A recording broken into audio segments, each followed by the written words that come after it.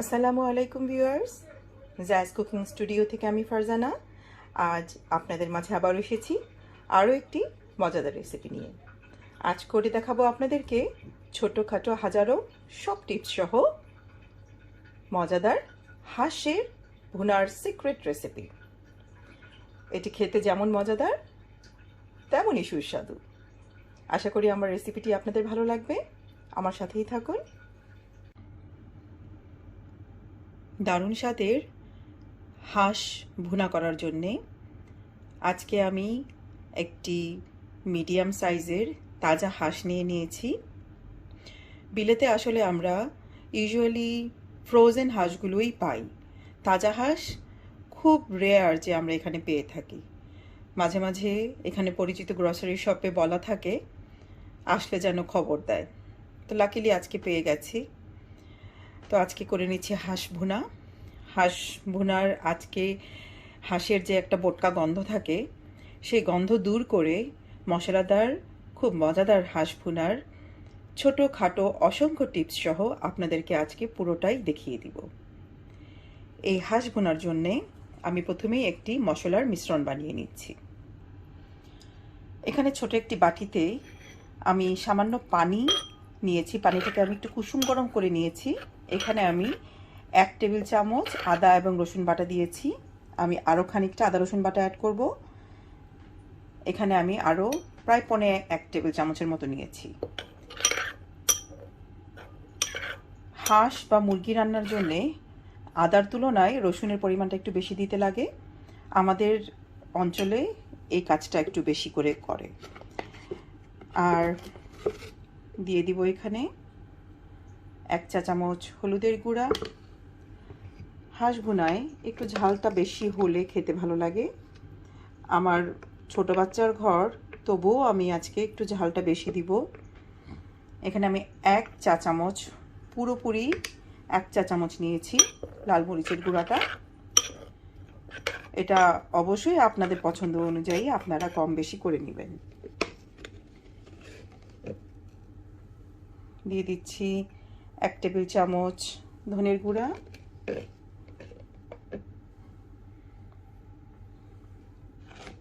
1 চা চামচ পরিমাণ জিরার গুঁড়া। এই মশলার মিশ্রণটিকে আমি খুব ভালো করে মেখে নিব। মেখে এক সাইড করে রেখে দিব। এটা হচ্ছে আমার প্রাইমারি মশলাটা, যেটা এই রান্নায়, যে কোনো রান্নাতেই, যে কোনো গোশ রান্নাতেই আসলে এই মশলাটি অবশ্যই ব্যবহার করা হয়। তা আমি একটুখানি বাটা মশলার মতো করে একটু, যেহেতু মশলা বেটে নিতে পারছি না, বেটে নিতে পারলে খুবই ভালো হতো। গুঁড়ো মশলার যে বাটা মশলায় রান্না খেতে কেন জানি খুব বেশি স্বাদের হয়। যাই হোক, আমি মশলাটাকে খুব ভালো করে মিক্স হওয়ার জন্য 10 থেকে 15 মিনিটের জন্য রেখে দিচ্ছি। আমি চুলায় একটি প্যান চড়িয়ে দিয়েছি। এখানে আপনি কড়াই দেখতে পাচ্ছেন, আপনারা কড়াইয়ে কিছুটা তেল দেখা যাচ্ছে। আসলে আমি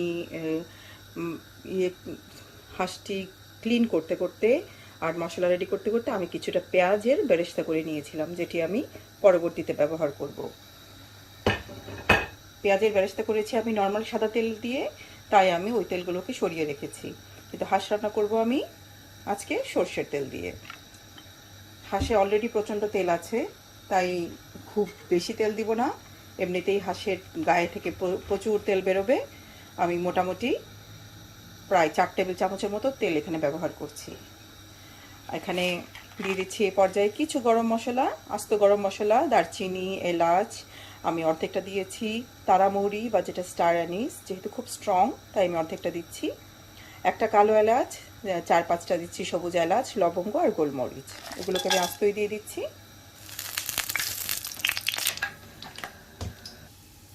গরম তেলে মশলাগুলো ফুটে উঠছে। এই পর্যায়ে আমি দিয়ে দিচ্ছি আমার গুলিয়ে রাখা মশলাগুলো।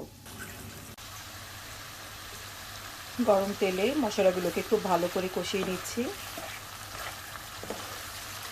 মশলাগুলো কষানো মোটামুটি হয়ে আসছে, দেখতে পাচ্ছেন তেল কিছুটা উপরে ভেসে উঠেছে। আরও কিছুক্ষণ অপেক্ষা করব। সর্ষের তেলে গরম মশলা কষানোর একটা সুন্দর ফ্লেভার আসলে বেরোচ্ছে। মশলার সাথে।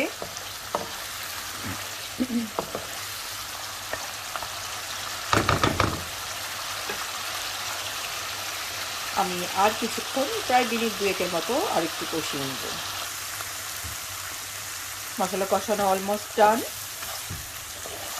আমি আসলে বলতে ভুলে গেছি, আজকে আমি পেঁয়াজ বেরেস্তা করেছি, কিন্তু আসলে আমি কিছুটা পেঁয়াজ বাটাও দিতে চেয়েছিলাম। সে যাই হোক, আমি ভুলে গেছি পেঁয়াজ বাটা দিতে। আপনারা অবশ্যই সেটি দিয়ে নেবেন। পেঁয়াজ বাটা দিয়ে কষিয়ে মশলাটা ভুনালে আরও বেশি ভালো লাগে। হয়ে গেল আমার মশলা কষানো। এই পর্যায়ে আমি হাঁসের মাংসের পিসগুলো অ্যাড করে দিচ্ছি। হাঁসগুলোকে কড়াইয়ে মশলার মাঝে দিয়ে দিয়েছি। মশলার সাথে খুব ভালো করে মিক্স করে নিচ্ছি। ভালো করে মিশিয়ে চুলার আঁচ থেকে মিডিয়ামে এনে এই হাঁসগুলোকে আমি ভালো করে কষিয়ে নিব। হাঁস থেকে এই পর্যায়ে প্রচুর পরিমাণে পানি বেরোবে, কোনো পানি আলাদা করে অ্যাড করার প্রয়োজন নেই। হাঁসের পানিতেই হাঁসগুলো খুব ভালো করে কষানো হয়ে যাবে। চুলার আঁচটিকে মিডিয়ামে রেখে আমি এটিকে ঢেকে কষিয়ে নিব 10 মিনিটের জন্য। তো ফিরে আসছি 10 মিনিট। হাঁস থেকে প্রচুর পানি বেরিয়েছে, দেখতে পাচ্ছেন। এখানে আমি কোনো পানি অ্যাড করিনি। হাঁসটা প্রায় 5-7 মিনিট পর আমি ঢাকনাটা তুলে নিলাম। হাঁস থেকে প্রচুর পানি বেরিয়েছে, তো আমি আরও ঢেকে হাঁসের মাংসগুলোকে কষিয়ে নিব পানিটা পুরোপুরি শুকিয়ে আসা পর্যন্ত। ফিরে আসছি আরও 5 থেকে 7 মিনিট। হাঁসের মাংস আমার কষানো হয়ে গেছে, দেখতে পাচ্ছেন হাঁসের গায়ে থেকে প্রচুর তেল বেরিয়েছে। এখানে কিন্তু কোনো পানি নেই। এখানে এখন যা দেখতে পাচ্ছেন এগুলো সবই তেল, তাই তেলের পরিমাণটা কম দিয়েছিলাম, যে হাঁস থেকে অলরেডি তেল বেরোবে। এই পর্যায়ে আমি হাঁসের এই মাংসগুলোর সাথে অ্যাড করে দিচ্ছি আমার আগে থেকে ভেজে রাখা পেঁয়াজের বেরেস্তাগুলো।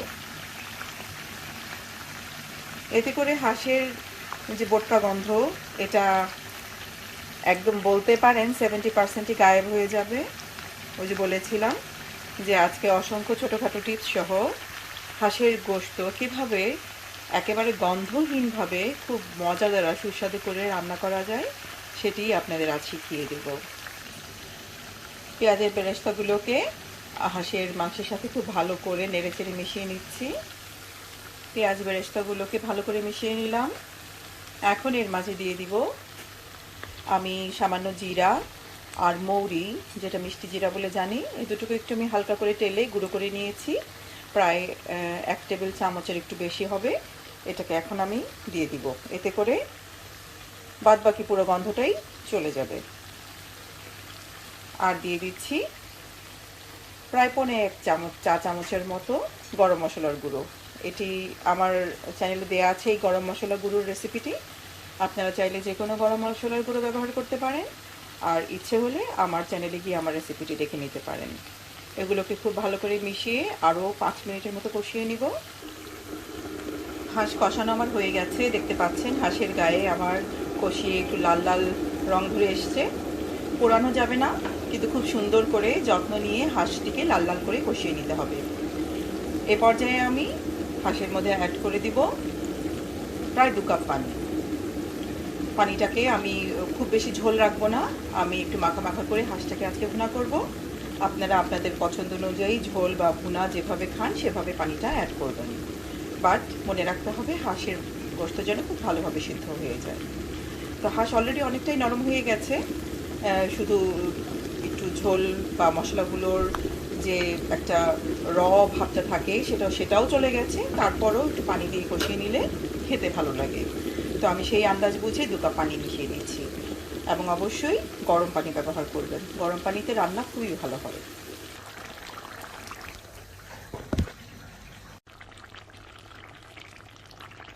ফিরে এলাম 6 থেকে 7 মিনিট পর।